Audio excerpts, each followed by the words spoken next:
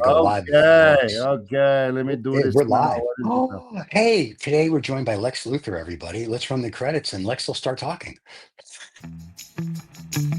This is True OF Entertainment. Well, here we go. It's the man that promises you nothing and delivers. It's the veritable man motor mouth. It's Road Woods who feels the need to call himself Rob Vega. It somehow makes him feel important. Anyway, do have a listen and try not to throw up. Oh, and ladies and gentlemen, today we're joined by Lex Luthther.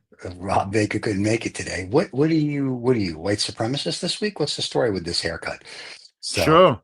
Yeah, sure. Why not? Good. Why not? Anything for views. It is the way. It is the way we fight back. You know. Come on, Steven. You know. Listen to me very carefully. You know. Oh yeah, it's very.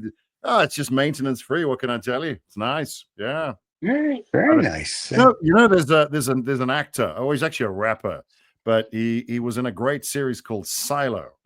And the guy's name, I don't know what his real name is, but his stage name is Common. Oh, I know Common. Sure. He's a very common guy. Yeah, I got it. See, all right, it's nice. I'm going for the common look. The fact that you look like a giant Q-tip is very nice. So it's a lot of people can't whatchamacallit, can't pull that look off, and you're one of them. But anyway, so thank you. I don't know. I've got a beautiful head. I got a beautiful head. So what can I tell you? I wanted to show it off. Yeah. You do. You that is the kind of thing that you just want to take a towel to and go. And it's just for the people on the podcast. I can't see it. So I like it. That's because I'm into weird things. Anyway, so what's going on? Mommy and daddy are fighting. Oh God. You know what? I just want to say this. Yeah. I thought we were going to talk about for about 5 minutes and then I threw up. No, just the world right now. I just want to say, if you're watching this and you're sick and tired of all the crap on the left and the right, in the US, in the UK, Europe, wherever, guess what? You're not alone. We're all sick and tired of it. We're done with it. I'm almost, when you've shouted so much or you've laughed so much and your jaw starts to hurt. Yeah. That's how my brain feels right now. I'm literally tired beyond fatigue with all the bullshit, because there's so much garbage being spoken. You just go, I don't know where to start. I don't know where. I don't know my ass from my head. I don't know what. No one is making any sense. Everyone is completely right, and they're completely right, and it's ridiculous. It's just gone mad. Let me just say this to help you out. There is too much noise. Yeah. There's too much noise in the world right now. I don't know how anybody can think. Because if you take a step back and you look at what's going on in the US and the whole Musk-Trump thing, I go, I think most people are just like, I don't care. I don't care. Just make sure my the security of my country is good. My services are delivered. You use my taxes for whatever. My community is safe. I can go on holiday, vacation sometime. I can watch my favorite TV show. I can buy my favorite food. I don't go bankrupt. God, that's all people want. They just, good God, leave us alone. Stop with this political crap. I watched a thing the other day, and the guy, we've said this before, but it's worth repeating. Sure. There were these people with these suits in these fancy buildings called politicians that take our money and pretend to give a shit. Well, they don't. And all they do is they find things that divide us, and they break us apart, and they force us away because it serves them. Look, I don't know what the solution is. I don't. But this isn't it. This is not the way humanity should be working. Yes, you need a single person or a committee to represent your interests in your community, your state, your province, your country. This is why we have these people, because we either don't have the training or the background or the inclination. So we say, why don't you go and tell them what trade deal we need, and then come back but do it. You work for me. You work for me. You work for me. But it's like we said a couple of podcasts ago. You know, there's this. It's like people elect a warrior, a Right. chief, a king. For God's sake, king, you've got a king, not in name, but in practically every other sphere. Right. He is a king right now. The way he operates, there is no arguing, there is no discussion, there is no disagreeing in a healthy way. Damn it. No two people. I grew up with some twins that went to the school that I was at, and they tried so hard to be different. The one was left-handed, the other was right-handed, which is interesting. But in every way, they even went to separate fancy schools to make sure that they didn't. They wanted to assert their independence, and they just gravitated towards each other. But they were still very different in many ways. They would argue a lot. We would play a lot of sport. I was at the one school with the one twin, and the other twin went to the other school, and we would play against each other in rugby, in cricket, or whatever. And there would be differences, which is fine. It's great. It's good. The fact that two twins don't want to be the same, that they wanted to be different, they wanted to be their own person, that's great. Stephen, you and I, we would definitely want to be different. We don't all want to be made of the same goo and the same stuff. It's fine. We mustn't agree on everything. Good Lord. But you have a situation where everybody must agree. They can't express any kind of dissent or difference of opinion or whatever. Or if I say to you, the way you handled something, perhaps that was a little excessive. No, why should it be excessive? I'm allowed to do whatever I want to do. Mate, of course yes, but you can. But there are better ways. Can we chat? Can we find a more? My God, I just get tired thinking about it. And I think to myself, people around the globe, whoever's watching this, let me tell you something. Stephen has moved around the world. I've lived around the world. I've moved around the world. I've been to, I don't know, about 40 different countries. Within the US, I've seen, as we said, over 30 states. I've gone through Africa. I've been across Europe. Yay, whoopee twang for me. Because my goal, subliminally, was I believed, and I still do, the greatest education is travel, meeting other people. But I will say this. You and I can talk about this for hours, and people will get bored to death, and they need they've got pensions to collect and teeth that need replacing. What I'm saying is, the thing that I've realized is that as different as we think we are, we're all kind of the same. We're different shades of the same thing. Well, we're better than you, and we did this, and we won the war. No, for God's sake, it doesn't matter. Why do you have to win everything? Why do you have to do that? You have these. We have sport to satisfy that. Okay, we have that. But if you look at sports, for instance, you have local competitions within a country, and everybody's like, I mean, you know, Boston and Chicago. But when the US plays, now we together, and that's all it is. It's a little bit of digging here and a bit of ribbing there. But for the love of God, you're not in the team. You're actually not one of the players. It isn't really you. Okay, that's true. The game. You didn't really, but hey, fine. It's fine. And just to clarify, professional sports are just that. So you've got players from the other side of the globe playing for your local team. So they aren't really you. They wear your jersey. So, but whatever. I'm saying that we have this need to argue and fight. And when things are peaceful, we have to create a problem. It's the weirdest. It's tiring. Oh my God, it's tiring. But we have something for you. We have a gift for you, because Steve Bannon, I don't know if you saw this, and this just made me feel with such joy that we talked about it on the cigar show Saturday. We're going to tell you this today.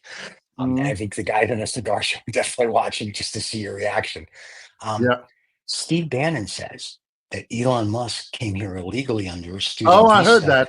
I heard that. And we have to now get rid of him I was like, yes. And so And apparently deported. it's deporting him. So it's either he's coming back to South Africa No, or I guess he's no, going to Russia. So I'm not no, sure where, but no. he's leaving. So there you go. Mommy and daddy had a fight and they're All kicking right. out mommy. All right. So let me say that. I watched that and I thought, cool. I bet you if I drilled into Steve Bannon's background, not that Yeah, I'd really want to. Sorry, that I really wouldn't do that. sounded bad. If I Yeah. drilled into Steve, oh, Yeah. okay.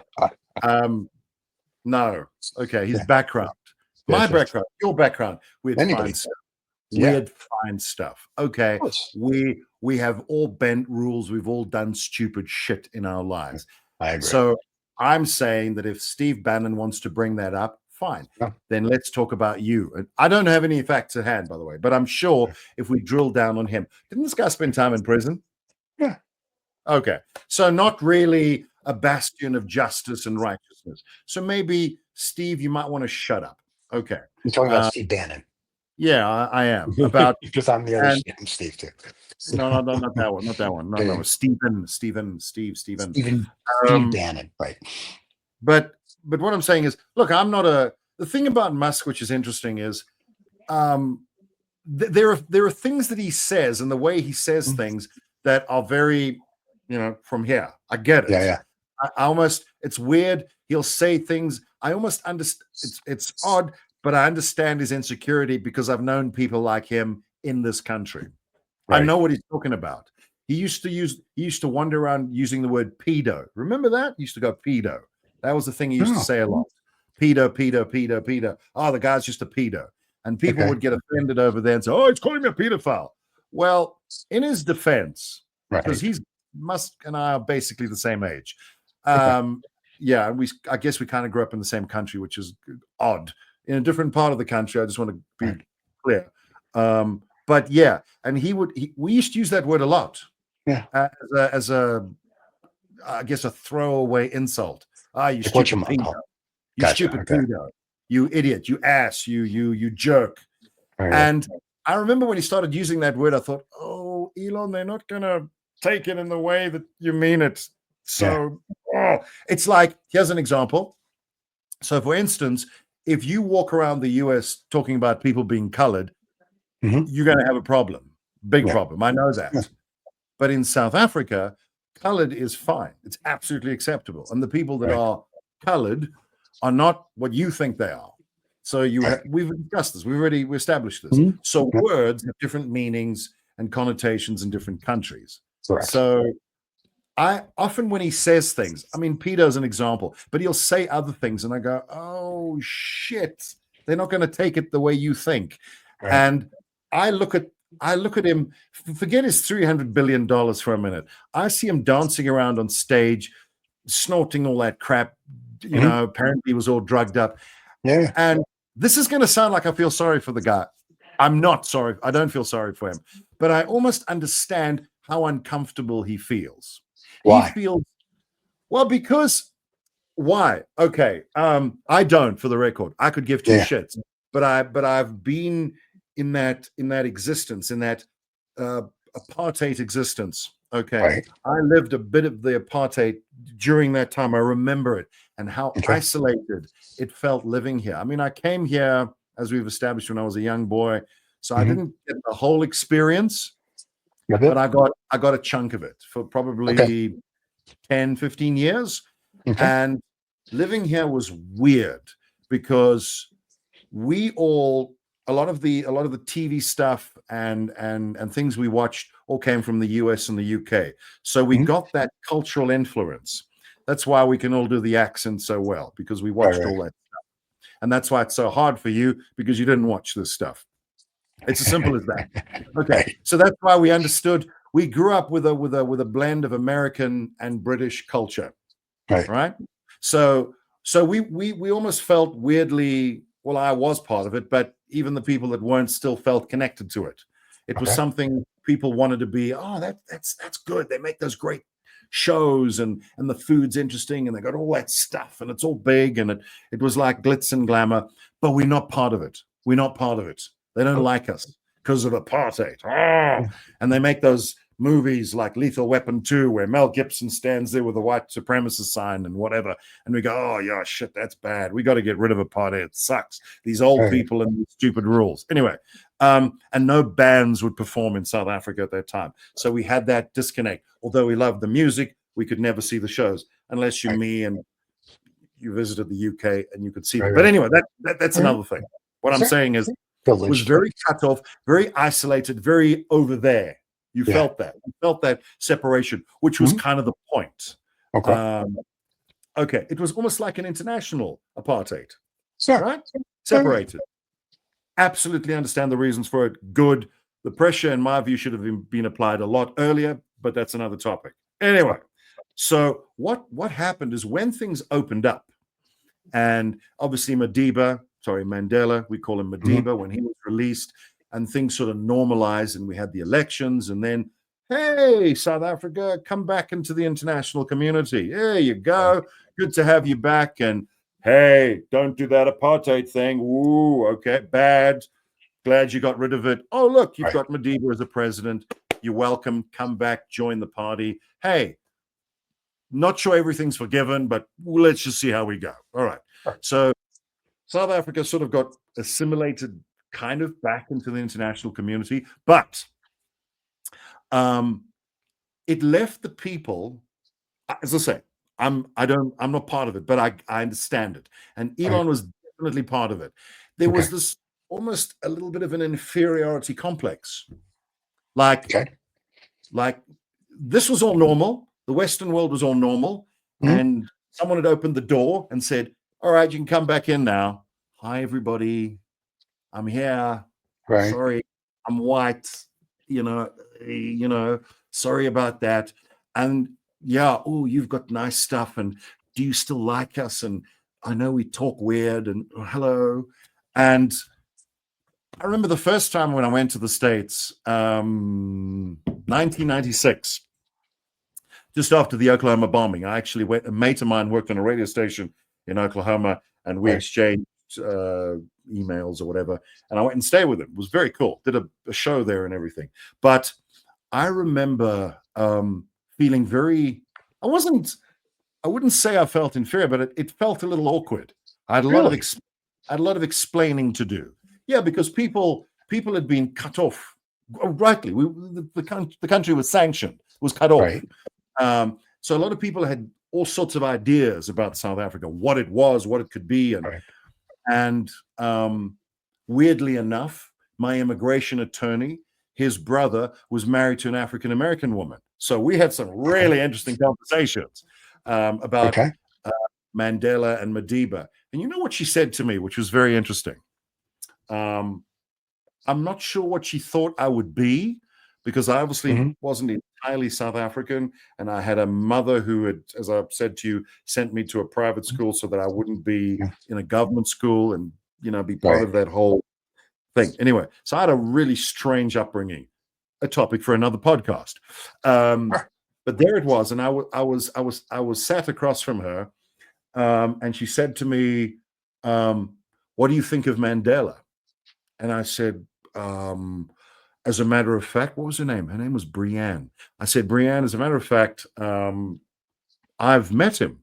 The radio station where I worked at, we did a broadcast. I was living in Cape Town. We did a broadcast from one of these places, Mitchell's Plain, I think it was, in Cape Town, or a crossing. And I was there, and I introduced him to the crowd, and I got to meet him.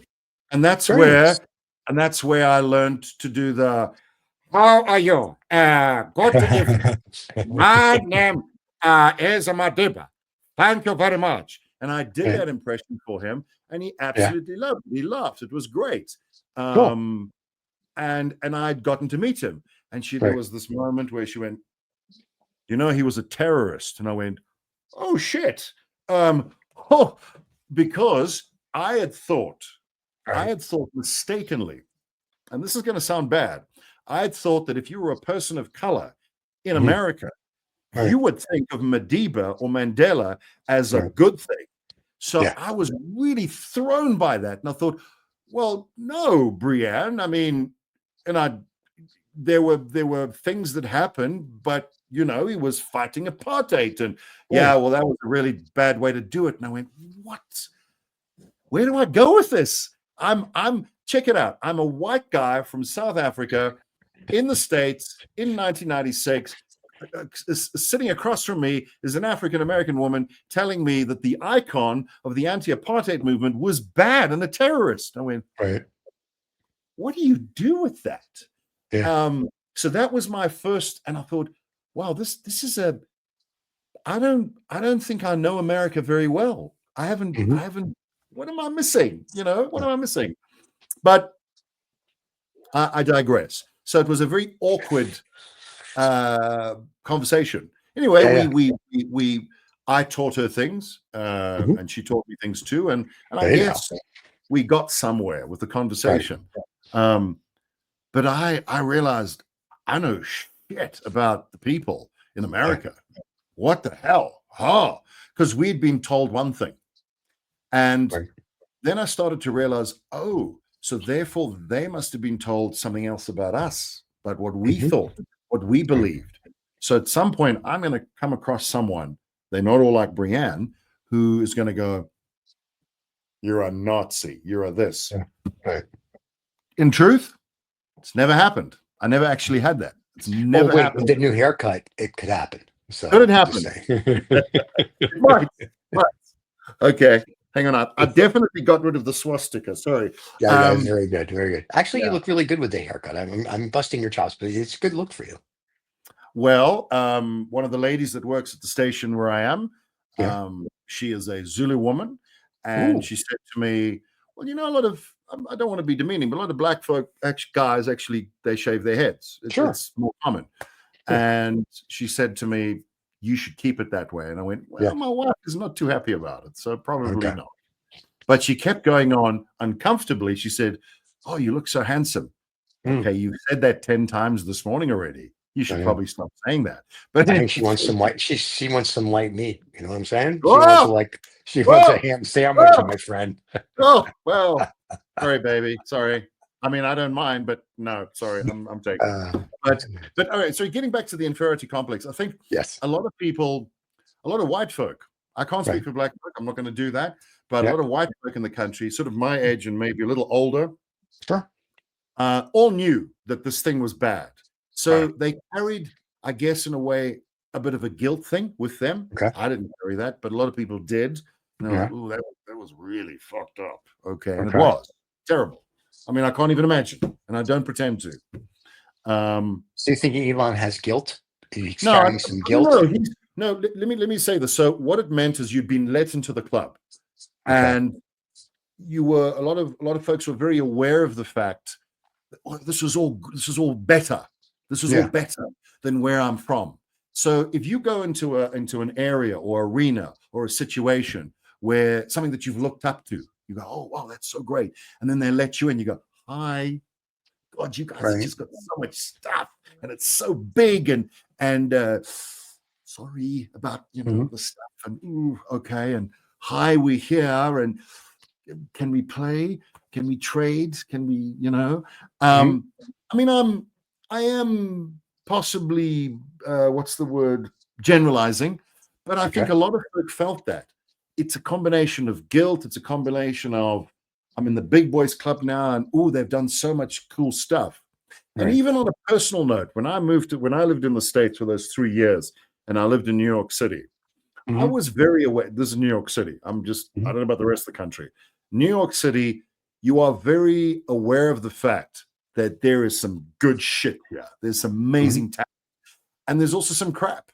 But it can be intimidating. It can be very intimidating. I don't know whether it's my background or whether what it was. As we've said, on a serious note, I felt very connected to New York. I still think it's just, for all its warts and roses and whatever, it's just an real place. No, there are more beautiful places on earth, sure, but I don't care about them. I love a place because of the people, and I had such a straight up, authentic, real connection with the people, and I loved's not the right word. I resonated, I connected with what There they you were go. about. Sure. And it's got all colors, all flavors. No one gives a shit what you Mhm. look like or whatever. And if you do, you're out. No one cares about it. Mhm. No one's got time for that. And Right. it's such an exercise in what people can be. You know, that whole thing, if you've made it there, you've made it anywhere. And that is true. They should make So a song. shit, they should. And it should be how you do it. You know, Yeah, your yeah, part. yeah, yeah, Exactly. Exactly. yeah. But there's a reason for it. But I'm saying, if you've come from a little tiny third world sort of ish country like South Africa, and you get on a plane and you go to New York and go, shit, whoa, okay, yeah. Now I love it, I enjoy it, but I'm not typical of, and I've been told this of most people from here that go there. Not at all. Okay. They just go, God, the things are so expensive and the buildings so Mhm. big, and we don't have that kind of talent. And now getting back to Elon, Right. I'm not saying, I don't presume to say that he's intimidated anymore, but let me say this. Yeah. If you are truly not intimidated and you're very happy with who you are, Yeah. here's the thing. You don't have to make that much noise. And if I look at some of the most successful people in the world, Right. names aside, I'm not going to get into it, they don't make a lot of noise. They just get on with being really good at what they do. They don't have to prove shit to anybody. Right. They don't indulge in tit for tat things with people. Hell, I could be describing two people now. You know who I'm talking about. Yeah. The thing about being a man is you realize, certainly as a father, you realize at some point your kids might even hate you, but one day they'll love you if you're there for them. It's part of being a goddamn man, a father. You just, no, not everyone's going to like you. They may never like you. For God's sake, deal with it. Just deal with it. Let people disagree with you or agree with you. That's nice too. It's fine. But you don't have to engage. You don't have to do that. That's what I'm saying. If you are happy with who you are as a person, if you really are, you don't have to hey, no, I'm not that way. No. It doesn't matter what someone who disagrees with you thinks. Not really. That's their opinion. That's fine. You don't have to respond to it. You don't have to egos feel are so big, though. That's why their you don't have egos to are feel so big. What I'm saying is, Stephen, if you feel inferior, but you're trying to tell everybody how great you are, that's what you get. So that's why I'm saying, yes, he may be worth $300 billion. Mate, if I was worth $1 billion, you wouldn't hear from me. I would be in the background somewhere doing something. You wouldn't even know about it. Why do I have to keep putting myself in a public space and going, yeah, but I'm this and that? I don't have to. I've got $1 billion. What do I care? Most billionaires I know, the joy of having $1 billion. He's got 300 of them. So what the actual fuck is he constantly feeling the need to prove himself? Why? Why do you have to do that? He has a little schmeckle. But he has a little schmeckle. That's why. I didn't want to talk about this rule today. Sorry. No, that's okay. But one, we know he has a little schmeckle. That's why he has 47 kids. He's trying to prove something. Two, most of the billionaires that I know, whatever he's got, he's trying to colonize Mars on his own. Most of the billionaires I know, you wouldn't know they're billionaires. Correct. Like like when we go out, we always laugh at it. It's like the Nouveau riche money will show up.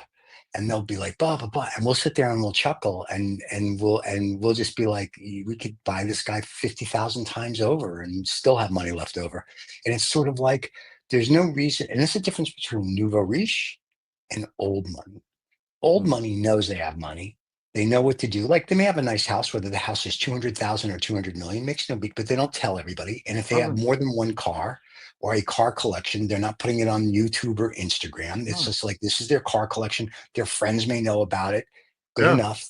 But all these nouveau riche people, and Elon's nouveau riche, is basically look at me, look at me, look at me.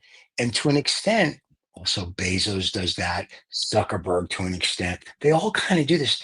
And Barry Diller said something a couple weeks ago on Bill Maher. He says, Barry's got some money. And Barry's like, the Nouveau riche aren't doing anything. The old money people are the ones who still to this day build hospitals and parks and whatever, because they Yeah. realize that you have to take care of the general public. Because if you don't, that's a bad thing. So this mommy and daddy fighting, which I find kind of humorous, is like a bunch of high school girls calling each other out, but they're doing it on Twitter. Like Trump goes, "I'm going to take away all your contracts." Then Musk is like, "Oh yeah, well you're in the Epstein files." And then Trump is like this, and then he's like this, and then Bannon's like, "We're going to deport him." And then Stephen Miller's like this, and I'm like, "Oh my God!" It's like a little sorority, and I'm thinking to myself, you orange guy, Mr. President, you're supposed to be running the most powerful nation in the world. Now, Xi would disagree, and that's okay, because Xi's promised me a panda. So anything Xi says, I'm good with. Musk, on the other hand, you've got 300 billion or whatever it is, and just because you paid and bought a politician for 240 million, what did you think was going to happen? And I said this back on Lost Dollar Business Club in January. What happens when mommy and daddy fight? And this is what happens. And so we become the laughing stock of the world. Elon becomes the laughing stock of the world. So the president and Elon are having a lover's quarrel. And whether they're in on it together or not makes no difference. But it's hysterical to me that the richest guy in the world, by what the public knows is rich, there's richer people. But what the public knows is rich, is fighting with the president of the United States over really stupid shit. And he's saying the president should be impeached and this, and they're going back and forth. And I'm like, and we're threatening to kill his contracts and SpaceLink and blah, blah, blah, and all this crap. And I'm just kind of like, huh. So we no longer have adults in the room. We have television stars, people that may have a lot of money, but who have no brains. And it's kind of like, it's embarrassing as a planet. If I was an alien, and just talk of that, I would literally be like, we can get rid of these people. They're the dumbest things, and if they created us, they'd be like, this is like the worst thing we ever created. It's like sugar baby Barbie. Let's get rid of it. So it's like we're done. Stephen, what? This is going to sound really patronizing, but I don't see America like that at all. I don't think I see a bunch of clowns in a Congress circus.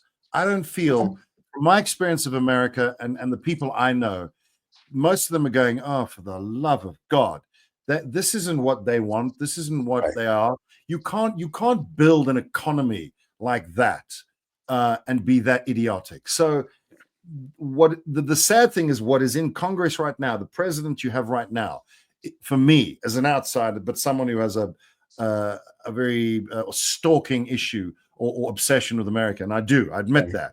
I think it's a great. You don't have to make it great. It is great. It's phenomenal what has been achieved. You grew up on the West Coast, the East Coast, North, South. The people are phenomenal. I just go, those are the people that I've met, and that's the people that are running. They don't connect. For me, I don't see that. I don't conflate the US with Trump and Musk at all. Not at all. And the Hegseths and all that. That's just some shit show going on in Washington. And I'm just hoping, for the love of God, I'm hoping that people are going, all right, we fucked up. Let's not do that again. Let's vote for someone else. Good luck with that. Whether it happens or not, I don't know. I know it's naive, but I didn't encounter that. I mean, we didn't have it then. I've seen people. I've traveled to. I've been in North Carolina. I've been in California. I mean, I've been in Vermont. I've been in Florida, Texas, where you are, Oklahoma. I've been across that country, and I sort of understand why the people that have been elected are being elected, but it stems more from an emotional reaction as opposed to sense. I think there is a majority of people that need to do some homework. You've got the brains, you've got the skill, you've got the talent, and just for the love of God, get these people out, because they don't. They represent the worst of what the US is, and that is not what the US is. It's not about that. I'm not saying, for instance, though, that you should have open borders. I'm Right, I not agree with that. saying I get all the concerns. You gotta make sure you don't just let any wanker into the country. And I've seen, and I'm talking about immigrants. And here's Right. looking at you, Elon. No, I'm just, No, you're not but kidding. you gotta be. People say the immigration system in America needs work. No, it doesn't. I've been a part of it. I have got work visas. I've gone through that, and it's very well organized. You just have to make sure you use that legislation. It is fine. It does the right job. It's been drafted by very smart people over the years. You've got visas on every letter of the alphabet. I'm the O one, by the way. Oh, that's me. But I'm saying, just follow that. I had to prove all kinds of things. How come you've got people in there? So, for instance, let's just pull one out of the hat. There was that idiot, and he was an idiot. That Egyptian fellow who went doing whatever he was doing with his family. And I'm going, how does he get into the US with his entire family? There's 5 of them, and I had to literally submit DNA of every one of my members of family. I've only got 2 kids. He's got 5. I had to come in with degrees and prove myself to the Screen Actors Guild and God knows what, and submit work. He doesn't have that. How the fuck did he get in? And I see all these people being let in. So I get that. I get the right side where people go, why are you letting all these people in? Good point. But by the same token, it is also supposed to be a country of a genuine refugee applications, genuine, like the Afghanis who helped the US in the Gulf War. Yes, I'm in favor of that personally. Yes, these people who put themselves on the line, their families on the line. Yes, but do the homework, do the due diligence, find out who people are. It's not that hard, because I had to go through it, and I can tell you it was a ball ache, but I got it. I respected it. I paid my fees. I got my visa. That's the way it should be. But for everyone, everybody should be like that. Enforce the damn thing. Don't just let people in because you feel sorry for them, or just whatever they tell you some sob story. Don't do that. So that's when I push to the right. But on the left side, I go, there are genuine people. There are genuinely people around the world who are facing God knows what. Now, do some homework. Find out what they're really about. Don't research it on YouTube. Make sure you've got your information. The lot that came from here, we've had this discussion. They're not, they something, and I'm sure they've gone through something, but they're not refugees. Look up the word refugee. Are there problems in South Africa? Yes. But the bottom line, what I want to say is, and I'm sure Americans must be tired of this, the bullshit that is being spoken by every flavor of politician is unbelievable. You don't know whether you're coming or going. And sort of circling back to those lot that came from here, highlighting the whole immigration thing. How do you just let a big chunk of people in? Oh, they were vetted and they were this and that. Okay, so they were vetted. But if you had vetted them, you would have found that the facts don't match. They don't match. We know that. So who's doing the vetting? I'm not saying they didn't have a valid case, but the things that they were allegedly admitted on are not true. They're just not true. They've got other things that they're worried about, as we've mentioned in other podcasts, and those are valid things to worry about. We have some interesting employment laws here, which are not good. They do prejudice people like me. I understand that. Then look at that. But don't come with this crap that white people are just getting murdered in the streets of South Africa. Well, that's not true. It's just not true. Are people getting murdered? Yes, but they're black, they're white, they're whatever. There is a crime problem. But here, the immigration issue that we have, and this is where I do agree with the Trump administration, is that when you come here illegally or you're part of a gang, and that's what they're trying to deport, I'm like, but I make agree sure with they that. are. Right. You have to, you can't deport a U.S. citizen because he has tattoos and you made a mistake and whatever. That's bad. So you do have to do your homework. Yes. What I think is interesting, and I'm okay with all that. Go. But that's fine. But the funny part is there was a town in, I guess, Missouri, when they all voted for Trump, and then when the ICE people came for Mary, the waitress, right? Have you Yes. seen this? And I'm Yes. like, and they're like, we didn't think they were going to take Mary. And it's sort of like, Oh my well, God. it's like, She's so cool. Why are you taking well, our Mary? right, right, because it's like, because now we're done with the gang members, I'm assuming. But Stephen Miller was like, we need 3,000 deportations a day, so that's probably also why. So now they deported a waitress, which okay, it is what it is. They've gone to Home Depot and gone after day I laborers know. and everything. Home And I'm like, Depot. and Come listen, I'm like, on. and I'm thinking, okay, you Americans voted for getting rid of illegal immigrants. Now, Good. even That's and that good. right, I'm good with this. That's And Trump good. said he's going Yes. to start with No the problem. gang members. So now, if we've gotten rid of all these gang members, okay.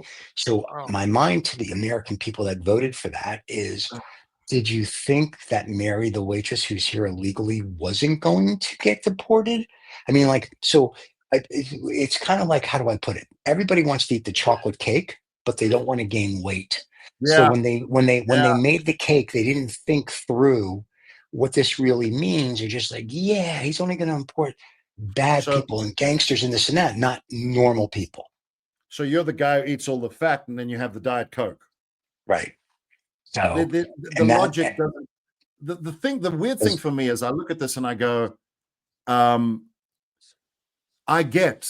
We've discussed this. I yeah, understand a lot of the things that Trump is upset about. right, Absolutely. The illegal immigrants, the gang. If right. there are gang people, get rid of them. If they Yep, I agree. if there are in fact people coming over and raping people, then sure. Right. Um, Get rid of that. but make sure that is what they are. That's all. Right, right. All one is saying. Make sure and don't. Wow, and that thing going on in LA is extraordinary. I look at this and I Yeah. go, okay. I look. To be fair, I am operating on media information, so maybe I don't have all the facts. I must just make sure that we're clear on that. There may be Yeah. things going on there that we don't know, but it seems like a little bit of an overreach. It seems like a bit of an overreaction. That's me looking at right news sources and left news sources and just kind of Right. blending the two and seeing what's going on. But again, don't really know. It seems like maybe there could have been a better way of Mhm. handling it. Fortunately, as far as I know, as of the date, wherever we now, I don't know. I don't think anybody has been. No one's lost their life. Yeah. Which is well. Let's just hope that stays. Let's just hope that stays. But let me The tell you thing the is, difference between yeah, LA and so this weekend, Austin at the state yeah, capitol had yeah, a lack of a better a rally. And people with signs and ICE agents and this the truth. Everyone was there. And they stood on the Capitol and they da, da, da, da, da, and there's a guy with a blowhorn and they were just out slogans for like an hour. And when it was over, they all left. Nobody burnt a car. Nobody flipped over a car. Nobody did right, this. Nobody did that. right, They demonstrated, and I know it's a very delicate situation, so I'm trying to pick my words carefully. But I'm from New yeah, York, so that's probably not going to happen. So in Austin, there were no bad influencers, no bad players. It was like we made our little demonstration, we feel better, and next, I guess this coming weekend they're going to do it again. Dallas did the same thing. Boom, done. We said what we had to say, and everyone's like, we're good. In LA, what happened? What seems to be happening is, from what I'm seeing on the news, and to your point, I'm looking at the left, the right, the media, everybody. It seems that during the day, when it first started, people were just there with signs and yelling and screaming, no big deal. And then it seemed like something happened where one of the agents grabbed somebody who was yelling and screaming for whatever reason. Don't know. They could have been threat. I didn't, you can't tell because you're not in the front line. And then it seems at night what happens is we seem to be bringing in other players, for lack of a better term. And the other players are the ones who are setting fires to the Waymo cars, which it's a Jaguar, nobody cares. And they're doing all this other stuff. And so that seems to be a different group of people than the people who are right, just there with signs and that are upset. So it seems, if you will, Austin, Dallas, I'm assuming the people that are protesting elsewhere are just the people with the signs going, we don't like you. We think this is wrong, blah, blah, blah, blah, blah. And the ICE agents are like, okay, like, we're all good. We're not, no one's going to do it. We're good and go home. In LA, it seems to be, we don't like you, but, and then the but part seems to be, we're bringing in these other people that are up and, burning things, overturning, like, the Watts riots of the 60s type of thing. So I get the point of where we need to have it stop and put it down immediately. Now, do we need to call in the Marines? Not really sure. National Guard, maybe.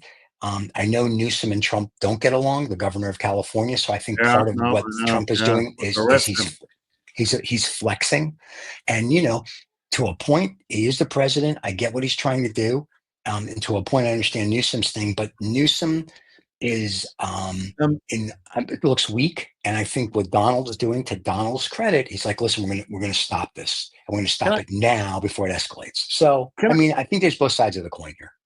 There is, and I think I'm not taking away any facts from what is happening, who's upset about what, but it seems to have, this kind of thing seems to have happened more since January the 20th this year. That's all I'm saying. That's why is this suddenly now a big deal? That's the first point I want to say. But the other thing is, you just look at this and you go, people, we've already established people like to fight. We do. We like to argue. Even when there's peacetime, we've for some reason humans have got to argue. This is why you elect someone who has a fully developed prefrontal cortex, which prevents you, which helps you with what they call your executive function. So you don't just fly off the handle with everything. This is why, and they reckon it's supposed to develop in your early 20s. It finally pops into the front of your head or wherever it is. And you don't just knee jerk into things, and the hormone level is at a tolerable level, and you can operate. I mean, I'm not joking. This is serious. The executive function, which you get from the prefrontal cortex, is very important. It's a very it's a known thing, and I look at this whole situation and I go, I don't think any of these people have a fully developed prefrontal cortex. I don't think so, because instead of responding to everything, why does all this have to happen on social media? Let's say Elon and Don were not happy. Fine, they're having a fight. Stephen, if you and I had a little bit of tip, we would get on a phone call. We'd go to a pub where you would smoke your cigar and have a scotch. We would sit down, we would talk, and it would get heated and I don't know, whatever, but it would be localized there. And then we'd come out and go, you fucker, everything's fine, everything's cool. And that would be the end of it. The world doesn't need to know all the shit that happened inside the pub. They just need you guys, the two people, just to get on or fuck off from each other. But this weird thing that's going on, I've never believed it was real anyway. I'll be honest with you. I watched them at UFC and things together. And like, hey, Don, I'm with the president. And there's nothing.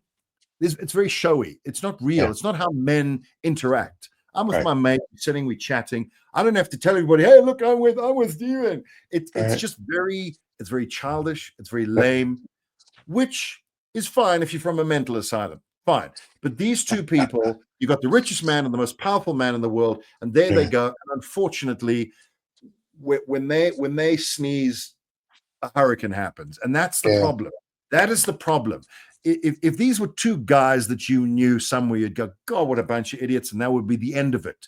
And you'd go, you guys need help, grow the fuck up, I don't know, beat each other up, get into a ring, fight it out, but we don't need this crap. We don't need this. This is not how men operate. Get in there, punch the lights out of each other, finish it, be done with it.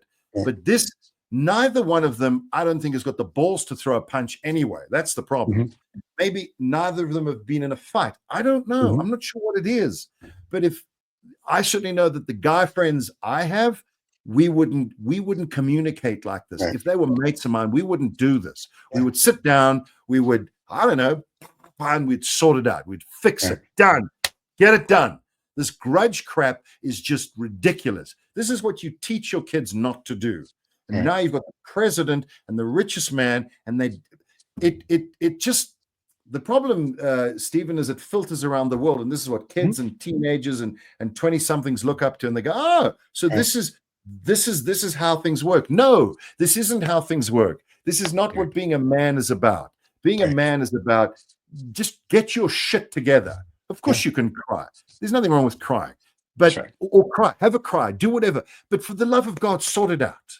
Guys, go away, go to Camp David, go to the Bahamas, go to Antarctica, just go there, take some security people and go to sort Mars. Shit out. Just sort it out. Why do we have to be a part of this stupid fucking argument? Yeah, I agree. Grow up and do what you were elected to, get the job done, get the correct information, and by all means take the decisions you want. But if you just got to fly off the handle when anything happens and the knee jerk and we're going to get rid of the illegal immigrants, then you have the situation. Right. Then you have the here's an interesting thing. me. Obama and Biden deported people as well, but they did it quietly and civilly. So to bring to your point earlier, the reason that we're having all this issues is because the way we're doing it is, we're carrying a big stick instead of doing it softly, like Teddy Roosevelt said. We're carrying a big stick and we're making lots of noise, which doesn't help. It's like I said, a lot of his policies, I agree with what they say. I don't agree with the way they implement them because it's wrong. And just because you have the power, like if I was president, I'm just like, we're going to get rid of these people. Get rid of them. Do it quietly. Give them due process. This way, it's not a big deal. And at the end, like I always say, at the end of 12 months, I can go, hey, we cut this much out of the budget, or we got rid of this many illegal immigrants, and this is it, and do it that way. But the way they're doing it now is like, to your point, it's like they're trying to say, look, I'm a big man. I'm the big man. Stop with that, because you're tearing apart the country, which is bad. You're going to tear apart the world, which for us here at the Illuminati Lizard People Society, we're good with. So I'm happy. But I'm just saying, for America, you're tearing apart the country, and that's a bad thing. And unless you're trying to get like a civil law or a martial law before the 2028 election, so there is no election, and then you're king. So, it'll be interesting to see what's going to happen. But, that's it. And I know you have to go soon. So, did you want to say to the fans? Yeah. I want to say this quickly. First of all, I've said it before. I said it on every podcast. Yeah. America is already great. I agree. It's fine. It's fine. It literally is fine. Mm-hmm. If you think this is wrong or that's wrong, travel. Stephen, am I right? Travel is best education. Yeah. Trust me, you've got almost fuck all to bitch about. Really. Yeah. And if you don't like it, you're welcome to leave. If you don't like it, if you hate America so much, fucking leave. The one thing I will agree with Trump on, and the right and the guys on the right, you got to stop with these people who not stop them, but no, I'm going to sound like Trump. But this crap where everybody is hating on America, you got to stop that shit. Mm-hmm. Be a patriot and criticize, but just say, I love America and this is what I want to fix. But make sure you get that word in there. Otherwise, fucking leave. Really, go. But I hate America and I hate this. Then go, because all you're doing is you fueling the argument of what people on the right are saying. Get the fuck out. Right. So if you say, "Oh, I hate what we're doing. I hate this. I hate America," no. Then leave. This what I've always admired, what I've always enjoyed about America is that imbued sense of patriotism. It's very healthy. Mm-hmm. It's very good. It's a good thing. And it needs to be, it's something that you share. You share positivity. You share it. That is what is attractive about America. It's supposed to be that positive vibe. This shit, where everybody moans about everything, and that's a very English thing. Don't do that. Please don't do that. It's not American. No, don't do that. Don't do that. There's no need. It's a great country. It really is a great country. It is a great country. We make them, it's fine. Stop picking fights with people that are your friends. You don't need to do that. If you don't like something, have a lunch, have a breakaway, talk like men do. You don't have to diss it out or have it out on social media. That's what kids do. That's what teenagers do. That's what you're supposed to be better than that. Why? Because you're supposed to have this hierarchy of human condition where we grow up. We look to older people. Respect your elders. Why do we do that? Because they've gotten rid of all this meaningless shit and they've seen what life is about. You've got an 80-year-old man, practically 80 years old, behaving like a fucking teenager. That is not cool. He may have a point, and I've said there's a lot of things on policy we absolutely agree with, but then do that. Act like a settled man of gravitas, which is what the office is supposed to be. I want to say this quickly. Before I go, the thing with Terry Moran is ridiculous. That's ridiculous. You've got a journalist who tweets about something in his personal capacity, about something about Trump and Stephen Miller. Whether you agree with it or not, he's supposed to have free speech. The way the way they reacted to that is ridiculous. If you don't like it, fuck him. Don't worry about it. Leave it. Right. Why do you have to jump all over the guy for an opinion? Fuck Mhm. off. An opinion is just opinion. What did they say? Everybody's like, they're like assholes. Everyone's got one. Everyone's got an opinion, right? Terry, the correct response from the president would be, if he's going to respond, which he shouldn't, is, Right. you're a bit of a doofus. I'll see you on the golf course. Something like that. Right. I don't Yeah. care. Whatever. I mean, I have mates who say the most insane things. I got a friend of mine who's a flat earther. I rib him about it all the time. I don't agree with him, but I'm still gonna, have a beer with the guy. What the fuck? Why would that's what's life?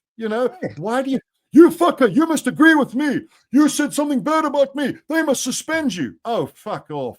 Really? Yeah.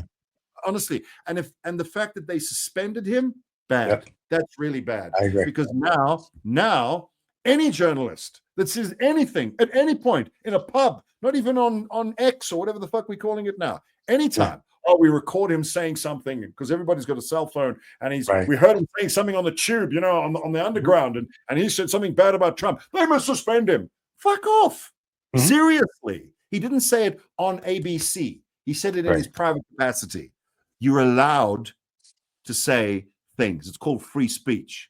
The moment you incite violence, that's a different thing. The moment you pick up a weapon, that's different. But words, really? I don't like Donald Trump because blah, blah, blah. Stephen Miller's a shit. Okay.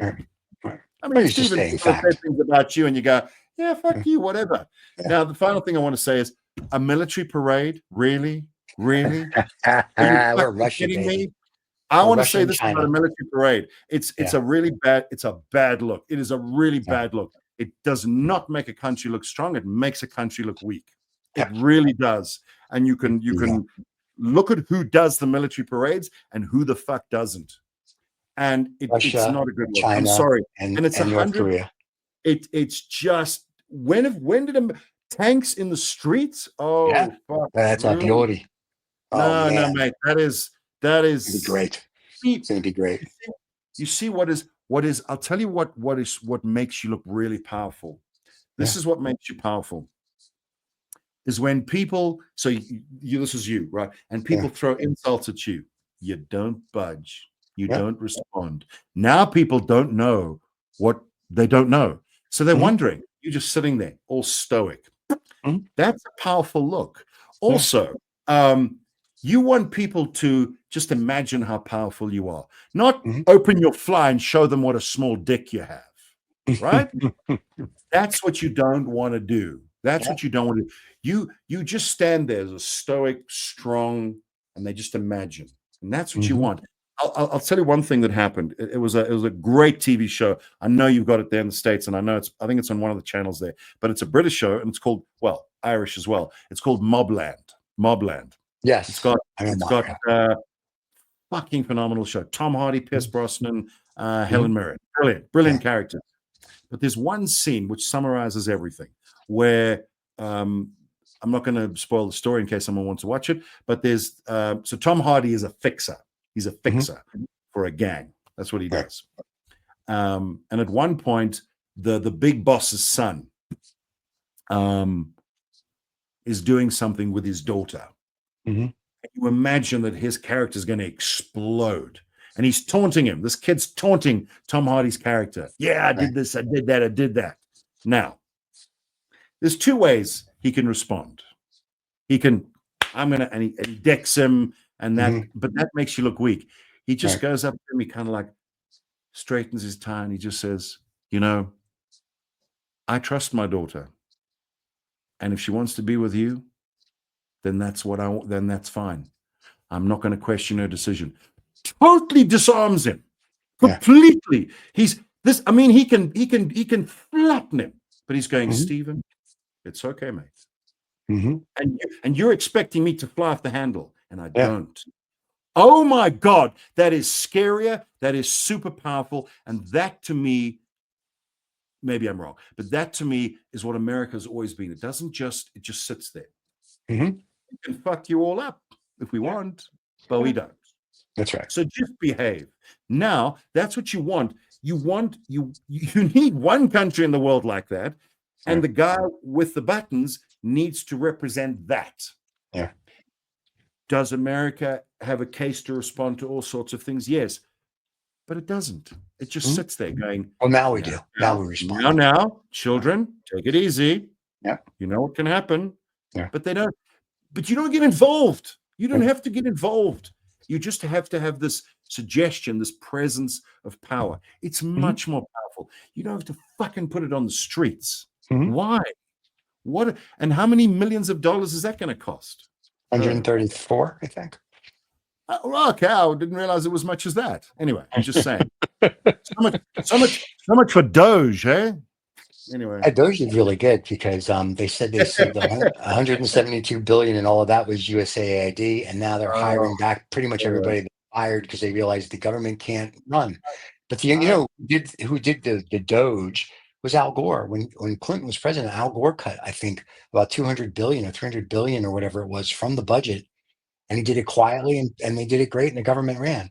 And that's why I said, like the concept, but they implement everything here wrong because it's all, I think, and listen, Donnie, you do it as you want. I think Donnie still thinks he's on The Apprentice, and it's not The Apprentice. And I think he's got to step away from that, and I think we're good. But I know you have to go.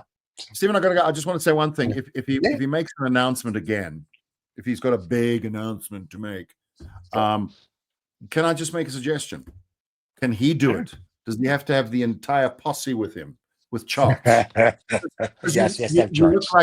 You look like a tool, and you look like there's something you're making up for something. What's much more intimidating is when it's one guy.